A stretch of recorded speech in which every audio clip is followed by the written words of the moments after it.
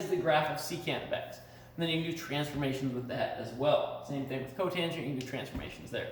Real quick, let's go over cosecant of x. F of x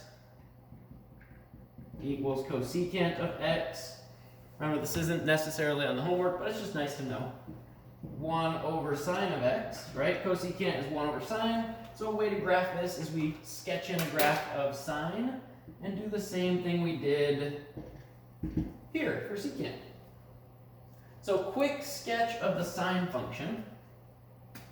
All right, 1, 2, 3, 4. All right, here's 2 pi. 1, 2, 3, 4. Negative 2 pi. Right here, sine starts at 0, and then it goes up, midline, minimum, midline, up, midline, midline, down, mid, up, mid, down, mid. Everywhere that sine is 0, cosecant is going to be undefined. So these are our asymptotes. So let me sketch this in. I'm using a dashed line, dashed curve to say, hey, this is just sine of x. Right? This is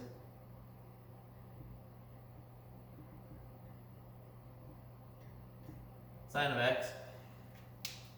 So now everywhere sine is 0, cosecant is undefined and has an asymptote, right? Because we divide by these smaller and smaller numbers, which means 1 over small, it's going to get bigger and bigger and bigger. So it's got the same asymptotes as, you guessed it, cotangent. Look, the same asymptotes, right? This would be at pi, this would be at negative pi, at n pi.